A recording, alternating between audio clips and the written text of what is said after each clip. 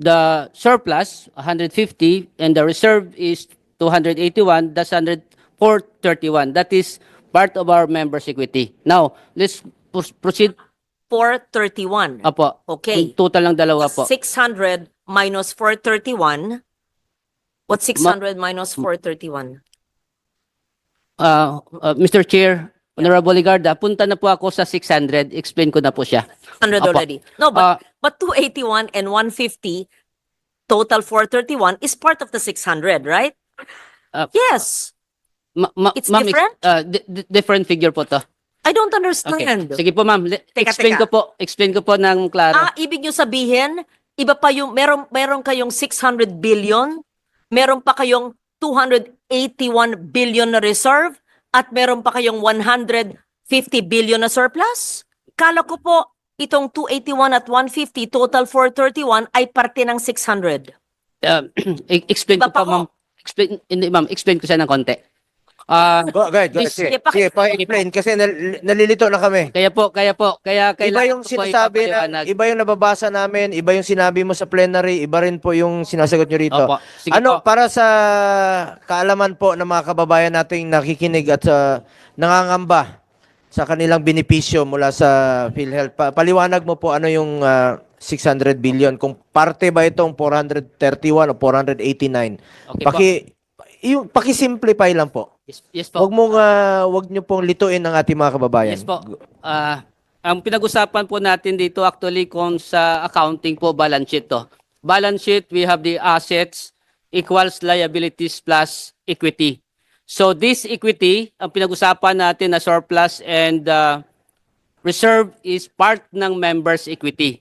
So sa kabilang right side po siya. Now, ito pong dalawang ito, That's 281 and 150, 431, Opo, ha? opo. Okay po. okay po. Yung back up nito o sa kabilang banda niya, yung asset po natin, ito yung sinasabi na 600 po. We have as of September 628.2 billion asset, total asset po. Total asset that is cash in the bank. Cash, non-cash, including mga properties po ng korporasyon, Teka. total po to. Hindi.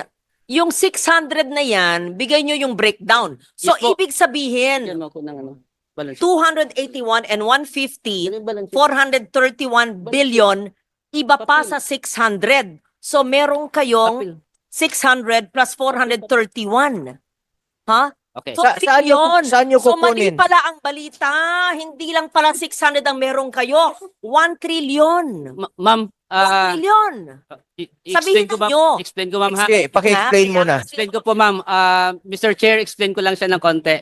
Again, 628, babalance ito eh. Because again, the asset should be total to the liabilities and members' equity. Now, on the part of the asset natin, we have 628.2 as of September. Sa 600, Ulit. Ang pinagsimulan po natin, yung 600 billion na nababasa namin sa pahayagan at nang sinabi po ng DOH na meron po ang PhilHealth. 600 billion cash. Kanina, isang oras na yata tayo, lahat ng kasamahan nyo, including ang CEO at yung abogado, sinabi na meron daw kayong 281 na reserve at 150 na surplus.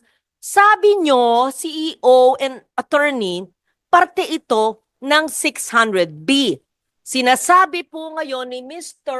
Limisyago po. Yes, nahiwalay pa ito maliban sa 600B. So, ibig sabihin, ang assets nyo, cash and non-cash, ay 1 trillion. Pakipaliwanag. Yes po, ma'am. Mr. Chair, again, ito members' equity po, ang backup po niya yung ating assets. Now, sa total assets of 628, yung investment po natin, investment po. Kasi ang ating asset ay classified into two.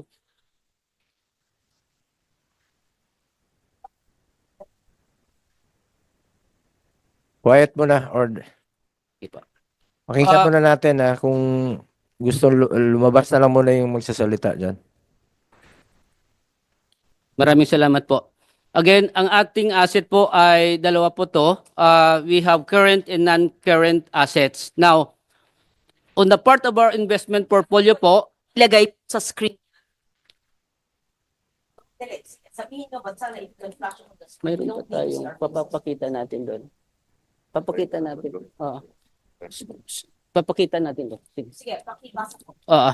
Ma'am, Mr. Chair, Honorable Ligarda, again, dalawang klase po yung ating assets, current and non-current assets. Now, as mentioned by our PCEO, the total investment portfolio, 489, dito po siya nasa asset po. So, ibig sabihin, our reserve and our surplus, ang backup niya ay ang ating assets. Now, sa asset po nito, malaking 489 Opo, malaki assets.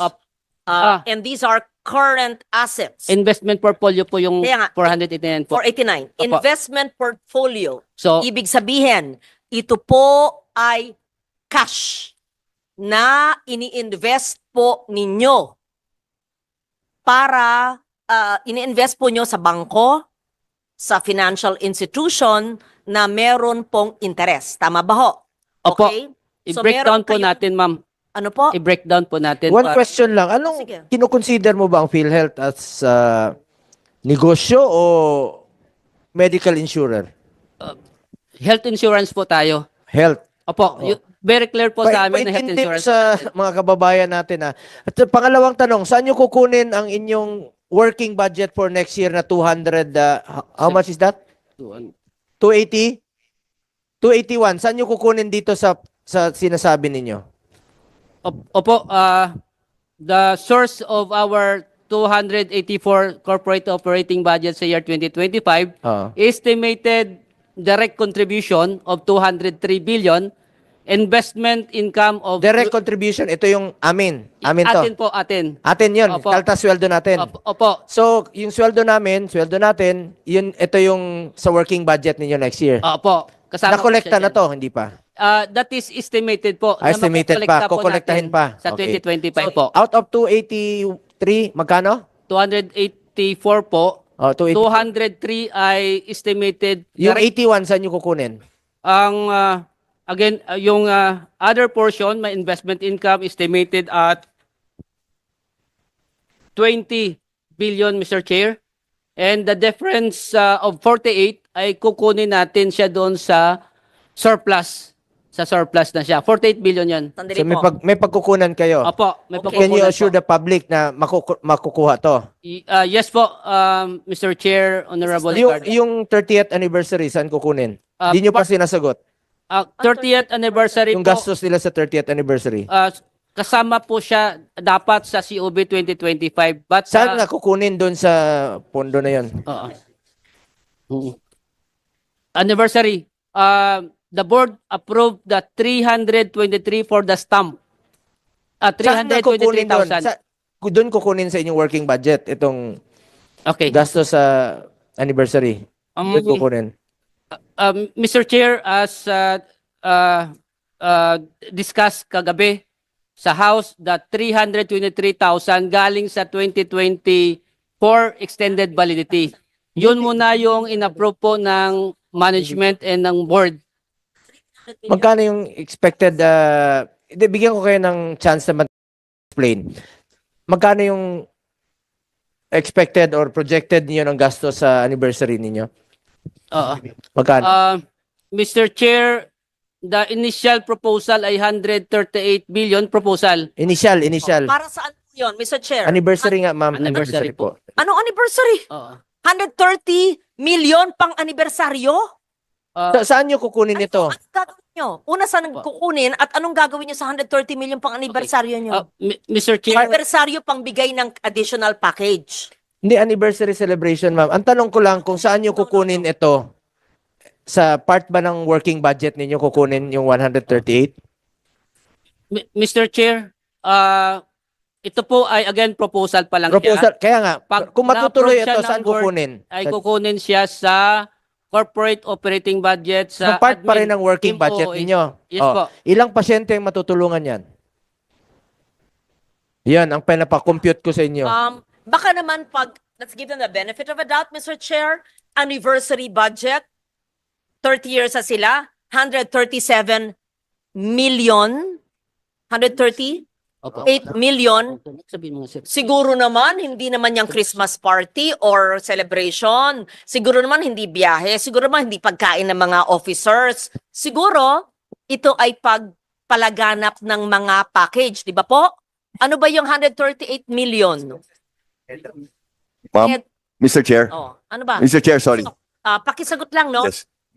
Yung 138 million, saan gagamitin at saan ang gagaling? Tapos balik sa tanong ko na yung 600 billion at 431 billion, hindi pa rin maliwanag kung pareho ba to o iba po. Mr. Chair, we'll just explain very quickly, just for the purposes of to expedite the discussion.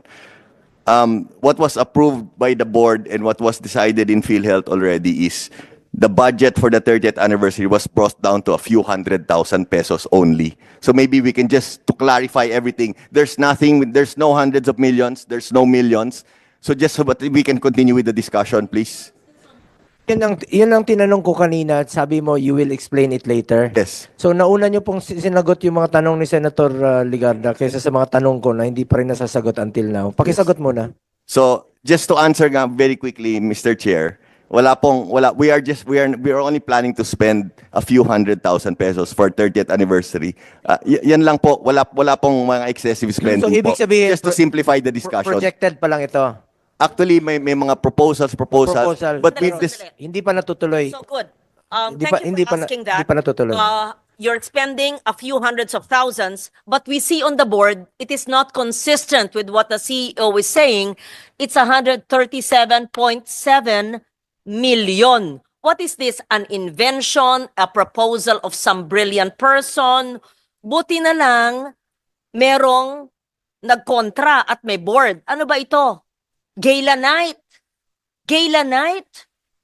And Sports Fest, 32 million and 13 million. Habang ang dami-daming nangangailangan ng healthcare. Anyway, erase na Yes. ito. Who's the smart person who Yeah. gave this? Mr. Chair, this was endorsed by a group inside PhilHealth. Sino So, yung grupo? You have to name the group because you have to enlighten that group. Kung hindi po dinis-approve ng board ito at hindi kami nanunood sa inyo, walang oversight function ang Senado, ang Congress, Mis- you could have because you're a GOCC. We don't watch you every day. Mr. Chair, Mr. Chair, Madam, Sino po ang brilliant na It's- nagbigay nito? we have an anniversary committee. Sino po ang head ng anniversary committee? The anniversary committee po is headed by Mr. Ray Balenya po. Yes. Can that person, please, not now, don't waste our time, give a memo to the chair of the finance committee of the health committee on why the person and the group thought of using 137 million of PhilHealth funds for giveaways and a gala night. We will submit, Your Honor, we will submit it within the day to Congress, no? A sports meet 2 years to the for Senate. 32 million and a gala night with PROs, I hope it's at GROs, at 13 million. And a gala night with HOs for another 4 million, blah, blah, blah. And, okay. And umbrellas for 7.9 million? What's this? Special tokens and umbrellas? Senator Lauren, Ma'am, to may lang simplify po, the no? discussion, all of those, Kaya nga, projected o plano niya lang po, kaya ang tanong ko lang naman po sa inyo kanina pa, kung sakaling natuloy po ito, ilang pasyente po ang makikinabang dito? Ilang pasyente po ang naghihingalo na matutulungan dito? Ilang buhay pa po ang masasalbar dito? yes po. Kaya sabi ko sa inyo, dito sa ating panggobyerno, parati isipin natin, konsensya. Back to the Yeah. 600 Thank billion. Yung mahiwagang 600, kasama ba ho ang 431? Iba pa po. Thank you. Mr. Chair, Honorable Ligarda, that 628.2 billion is the total assets. Kasama po dito ay ang ating investment portfolio po of 489 billion po. And ito po ay composed of the following. Nasa special savings deposit po, Land Bank and DBP, a total of 104 billion. And a big portion of our investment portfolio, 76.70%, ay 375.4 billion pesos government securities. And we have the corporate bonds of 10.1 billion pesos, that is 2.07% of the total 489.5 billion po. So dito po nakapasok ang ating investment, and ito po ay available natin na investment siya and convertible into cash. Pangangailangan mo ng korporasyon na magbayad ng benefit payment po natin, ito po yung ating gagamitin po, Okay. which is back up doon sa ating reserve. 628 billion. Cash, ito po yung 49.9, almost 50 billion. Ito po yung nakadeposit sa government institutions, right? Yes po, ma'am. Okay. Investment in time deposit, pareho pa rin sa cash and cash equivalents and investment in time deposits. Opo. 49.9 and 71.5. Tama po? Opo. Ano yung cash equivalents? Ano yung 49 kung hindi po time deposit? Opo. What are these? Cash in cash equivalent po, kasama po yung cash in bank, and then the special savings deposit. Wag tanggalin nga, binabasa ko po eh. I don't wanna see our faces there. Pakilagay po ulit. Sino nagtanggal? Bakit pa tinatanggal? Pag binabasa ko, tinatanggal. Pakibalik. Please naman po. Iniisa-isa ko, tapos tatanggalin. Ibaba mo na yung bag mo. Okay po. So, the cash on hand, not in time deposit, is 49.9 and time deposit is 71. Receivables is 112. Receivables from whom? From members? Ano po yung receivables nyo? 112 billion. Receivables, Mr. Chair, Honorable Ligarda, receivables from national government, NGA, of 77 billion. No, it says here po 112.9 billion. 2024. Opo, 112 po siya. Breakdown po yung binabasa ko ngayon. The breakdown. Then Apa. say so. Because I cannot read your phone. Sir, Apa. pag nagbabasa po ako, iba po yung sinasabi nyo, so I get confused. So, Apa. you could kindly say it on the mic because Apa. we're recorded. Opo, Thank you. thank you po. So, of the 112, what's the breakdown, sir? Receivable from national government, this is 77 billion. Receivable from direct contributors, 52 billion. Accrued interest receivable from investment of 6 billion. Of course, this is 130 billion more or less, Mr. Chair, Honorable Ligarda. And allowance for impairment, pinabawas po natin, is 24 billion po. So that's the net of 112.9 Okay. billion. Ano pong ibang current assets nyo? Very broad ang nakalagay po. Ano yung 1.6? 1.68 billion. Ano po yun? Na current assets. If it's not cash or time deposits. Water. Can you ask for the plain water? Thank you. Other What's the assets, Mr. Chair,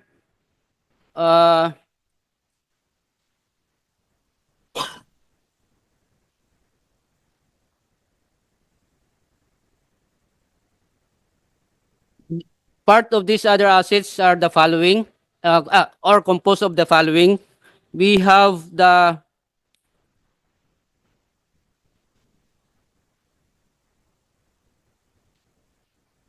fines and penalties from ECAs, and then payment recovery, DCPM, amounting to 1.6 billion pesos po.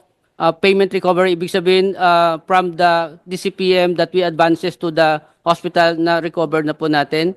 And of course, kasama din po dito, compromise penalty of hospital amounting to 24 million pesos. Yun po. The non-current assets, investment in securities at amortized costs. That's laki. Opo. Okay? Ano po? Paliwanag nyo sa amin. Ito po ang ating government securities po. So this government securities nasa Bureau of Treasury po natin siya.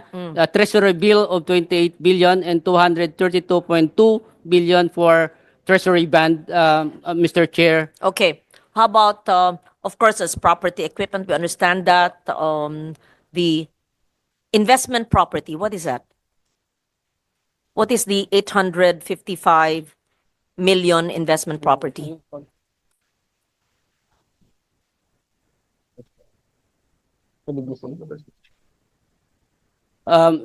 Mr. Chair, Honorable Ligarda, this investment property are lupa nasa BGC.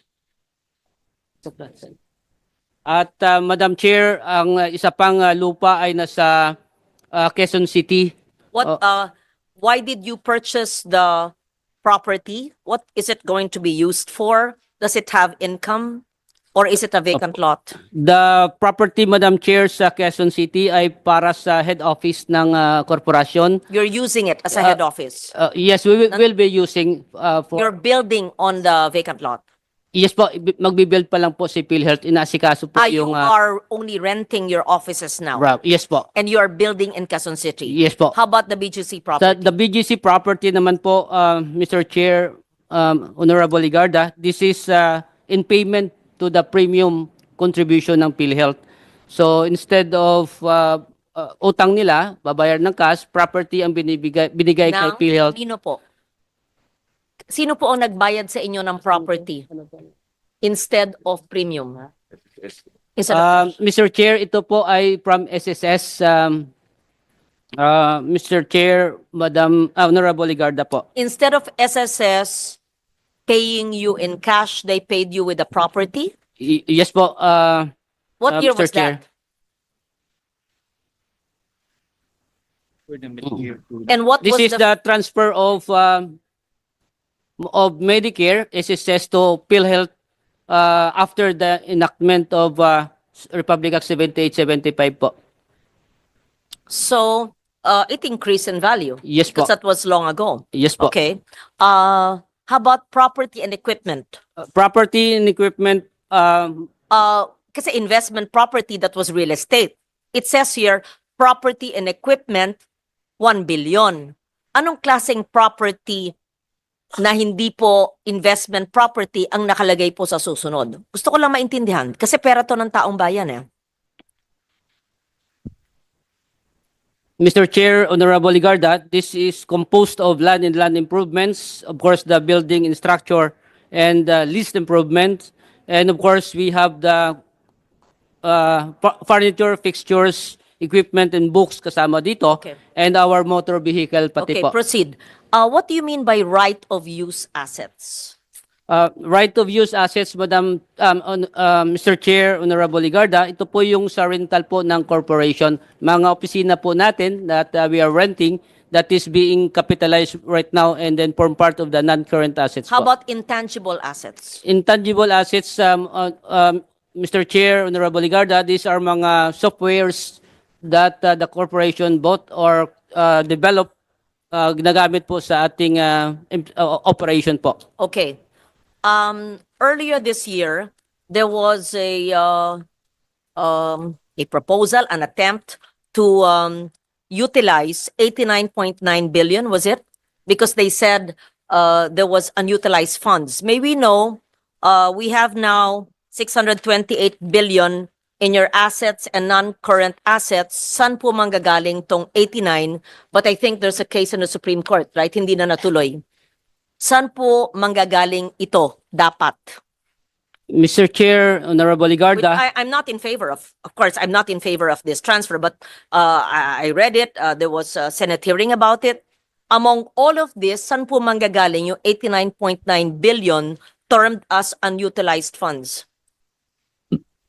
Apo, we have 89.9 and of course, na-transfer na po natin ang 60 billion. Ito po ay kinuha ang 89.9 as part of our surplus or excess. And then, ang ginamit natin na... Galing po dito sa 628, hindi po? Yung pera po ay nanggaling po dito sa ating investment in time deposit or in our investment in securities as well. Kaya bumaba po yung ating investment portfolio of 60 billion po as report as of October po because ang ating na-transfer po out of the 89.9 ay isang 60 billion already po. Where is the 60 billion now? The 60 billion is transferred to the Bureau of Treasury po. So where did the 60 billion come from? In the current assets, investment, and time deposits, or in others in the non-current assets? Yes po, portion of that one ay kinuha po natin sa investment securities at amortized cost. Ibig sabihin, yung mga na mature na mga securities po natin, and of course, ang ating time deposit, ay nilikom po natin at saka binigay natin in 3 tranches po to. So this figures, dinededuct na po itong 89.9. Yung 60 billion Yung pa lang po. 60. Opo. And there's 29.9 still Opo. here. Opo, as part of our liabilities po. Where is your liabilities there? Show us what line. Can you please move upward?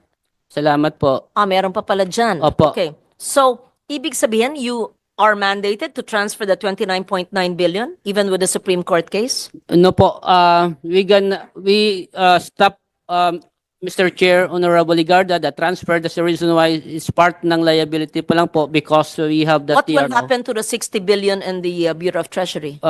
It was already transferred by PhilHealth to the Bureau of Treasury. Will it be returned to PhilHealth? And what use will it be? Or will it stay there?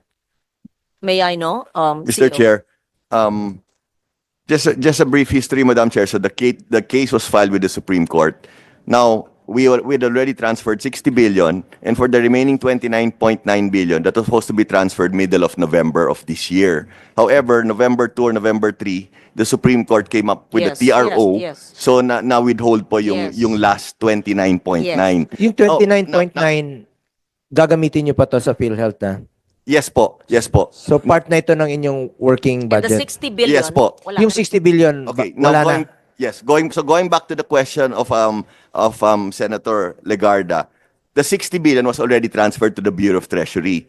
Now, I don't know, we're waiting for the decision of the Supreme Court, but as of now po, nasa kanila na po 'yan, and yung 29.9 naiwan po sa amin, no. As to your question, Madam Chair, if we will get it back or not, we are just Okay. waiting for the decision. Was it approved by the board? the Yes transfer? po. Yes po. It And was did it affect your operations? The It- services to the people? Mr. Chair, it did not affect our operations. It was approved by the board, and also for the information of this honorable committee, we were able to seek approvals from OGCC, from GCG, and from COA prior to the release po. This came we- from your... Senator Lauren, if I Yes, may lang po, yes. no? Kanina na-discuss namin ito. When we started at around 10:30 a.m., wala sanang excess funds na wawalasin ang National Treasury. Wala sanang reserve fund na ganun kalaki, ballooning, kung inagahan po nila ang kanilang pag-expand ng benefit packages. Pag inagahan nila ang kanilang increasing the case rates, inagahan nila na palawakin pa ang kanilang serbisyo. Ngayon lang sila nagkakandara pa dahil naging controversial na po ang PhilHealth. So, sana napaaga po itong dapat ninyong gawin. Maraming mga kababayan natin, mga pasyenteng mahirap ang nakinabang dito. So, please lang po, shape up. Please, shape up po. Bilisan nyo kasi sinabi nyo noon, 9,000 case rates po yan. Kaya, kailangan nyo ng panahon. Since July 30 na po tayo nag-hearing. Monthly tayo nag-hearing dito. Kaya nga po na ito yung mga health workers natin, ma'am, na nabayaran na po ang kanilang health emergency allowances. Since March pa itong hearing natin, 11th hearing ko na po ito. Yun nga, isa rin po sa napaka-importanting tatalakayin natin ngayon dito, aside from PhilHealth, ay ito pong health emergency allowances. Baka bago maubos ang oras natin dito sa compute ay gusto nating importante lang po ito na ayaw kong makaligtaan. Kasi dito nag-umpisa itong hearing na ito eh.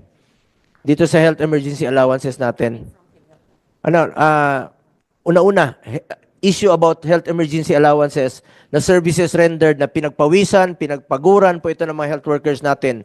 Sa ating pagpupursige, salamat sa DBM at DOH, finally, nabayaran na nila, nababa na yung pondo sa regional offices. Ang tanong na lang po ngayon, is how about the appeals? Kasi ang daming nainggan yung mag-claim. Dahil nagkaroon sila ng pag-asa na babayaran po sila. Some updates lang po. Before that, I would like to acknowledge Senator Bato de la Rosa. Mr. Chair, I'm very much interested to know that. Can I just wrap up? Yung 60 billion nang galing sa investment, securities, and time deposit. Ngayon po nasa Bureau of Treasury. So, merong loss of earning capacity through the interest. Magkano na ang nawalang interest dahil linipat nyo sa Bureau of Treasury, dati kumikita po ang investment sa under your time deposit and investment securities. I just want to know, nalugi pa ang investment natin dahil yung 60 billion ay linigay nyo sa Treasury na hindi naman time deposit at hindi investment. Hindi lang yan, ma'am. Hindi sana wawalisin ng National Treasury yan kung ginamit nila earlier Yes. yung mga programa na dapat increase nila yung case rates, expand benefit packages. Ang daming sakit eh. So, sagutin po nyo, meron bang loss of interest? At pangalawa, anong dahilan ba't hindi nyo ginamit sa pangangailangan ng taong bayan? Just very brief, very brief. Thank you. Mr. Chair, Honorable Ligarda, if possible po, mag-submit na lang po kami ng report because this interest po, wala ko kaming dalang computation ngayon. Yes po, may, of course, sa 60 billion, may interest na nawala talaga. Paki-compute nga. Paki-submit rin po dito, paki-compute yung gusto ni Senator Loren. Submit niyo po dito sa komite. Yun yung tanong ko, ba't hindi ginamit sa mga benefit packages? Kasi kung wala, kung naghamit nga nila yun, Ma'am Loren, eh sana wala silang excess funds at hindi magbabalon ang kanilang reserve fund. Mr. Chair, if I may address the question of Senator Legarda. Ma'am, I'm just going to estimate, no, roughly the interest is around 4 to 5%. We transferred 60 billion. And maybe it was from April until April, May, June, July. So maybe 6 or 7 months. So that would be 5% per annum of 6. So estimate is billion. Ma'am, rough estimate, Mama, Mr. Chair, is around 1.5 billion in interest income that was lost, Ma'am, when we transferred it. Because most of them were earning, ma'am, roughly 4 to 5%. Sa savings yan at saka sa treasury bills. I hope that addresses your question, ma'am. Thank you po. Thank you, Mr. Chair. Salamat. Balikan ko lang muna yung health emergency allowances. Bago matapos ang taon, sana naman maging masaya ang Pasko ng ating mga health workers pag nabayaran sila sa kanilang dapat tanggapin services rendered na po ito. May we get an update from the DOH? Kumusta na po? Release na ba? Lahat?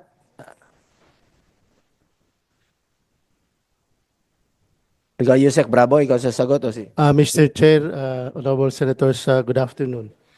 As agreed with DBM during our Senate hearing last May 30, we have agreed, DBM DOH agreed that the total budgetary requirement of HEA was about 103 billion pesos.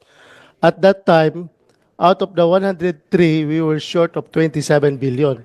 That's the reason why DOH, we have no funds for that purpose, so we requested DBM for possible funding sources, the 27. So, yung 27 billion na-release na? Yes. Saan ngayon? Nasa... As early as July, we have already released it to all our regional offices. And we were, based on our earlier last report, I think 95% of the 27 billion were already released to the barangay health workers. Bakit po marami pang mga